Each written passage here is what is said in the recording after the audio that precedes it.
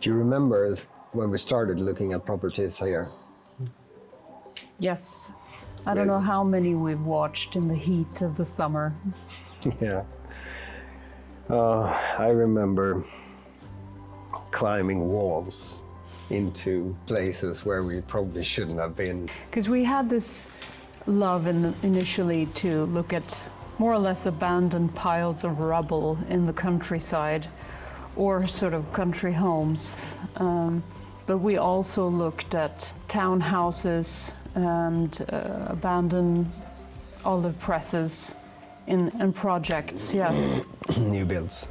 I can't help but thinking about how kind of big our dream was in the beginning, that we wanted kind of an enormous guest house so we could bring all of our friends at the same time, a huge pool, sea view and everything. We felt like we needed to take it a step at a time because the dream became bigger than both budget and capacity, because we have normal lives and jobs as well.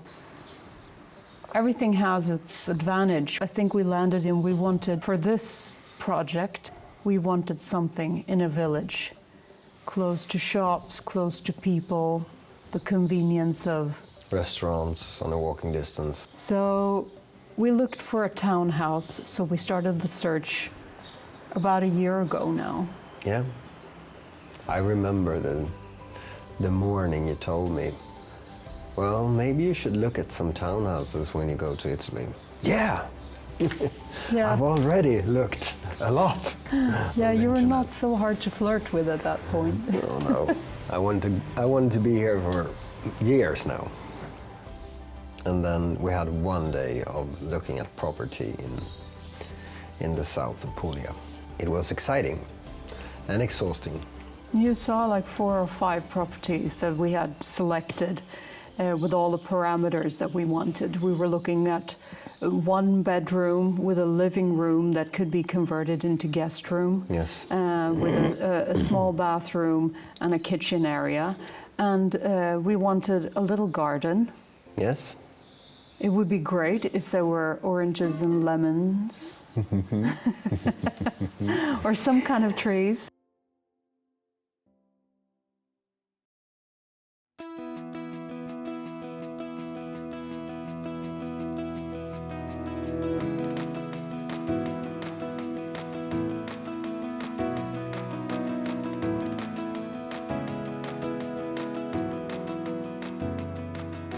We placed a bid on this house after much discussing, because it ticked all the boxes of what we wanted, didn't it? Yeah, very much so.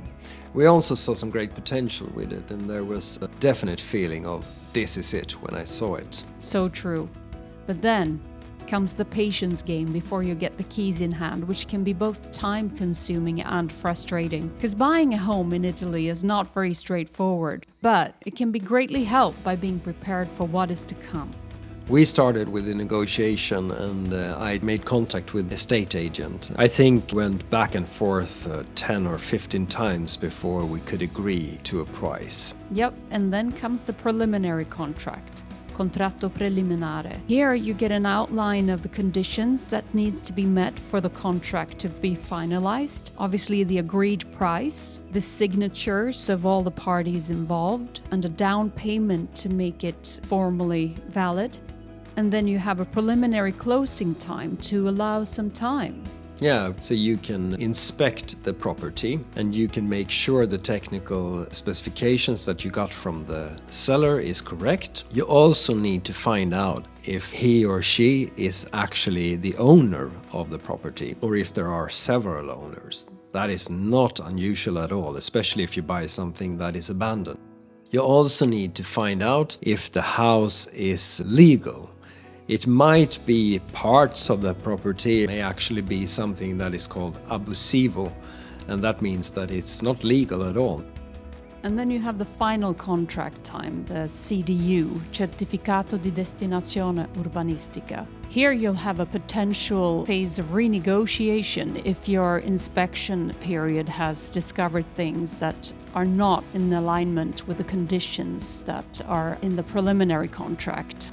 You also need to have transferred the final sum of money at the latest on the day of the signing. And then you have the reading of the contracts by the notary public with all the parties present. There are 5 things that you need to pay the estate agent fee. That is 3% usually, and you pay it as a buyer. The seller also pays 3%. You have to pay the transfer of ownership tax. That varies if you buy a property in the countryside or in a city. It might also vary where in the country you buy. Then we have the property tax, IMU, that is a tax that you pay annually. And then for rubbish handling, that is also annually. Finally, there's the notary fees. The process of notary public is very different compared to ours in Sweden. It's an old tradition that requires all the parties present to listen to the actual reading of the final contract. It's quite a formal and solemn event. There is a rule by law here that states that all parties need to understand what is in the contract. So if you don't speak Italian, you will be required to have it translated, or you need a legal proxy who can understand Italian and be there in your place. Here is a helpful checklist before entering the buying process. You need to get something called Codice Fiscale. It's a tax registration number. And if you ask around in the region where you are thinking of buying, you will probably get help to find this place. And it takes around half a day to get that. You should also look at a lawyer to help you and an interpreter if you don't speak Italian. You should also try to establish a bank account, and preferably in a bank where someone speaks a language that you also speak. Having a lawyer is highly recommended since they will help you to avoid a lot of pitfalls that can occur. They should be native or at least excellent in Italian. If they've got local knowledge or contacts, this can be positive but not essential. And speak to them several times to ensure that you can communicate well and that you feel 100% confident that he or she is right for you. Agree on the fees and charges before. There can be expensive and irreversible problems that can drag you into decade-long legal battles, especially as you may receive opposite information from both the seller and estate agent, as they do not have any legal obligations to give you accurate information. Regardless, important claims should be stated as a condition in the preliminary contract, which is another reason why a lawyer is great. And finally, try to keep in mind that at the end, it's going to be all worth it. You got this.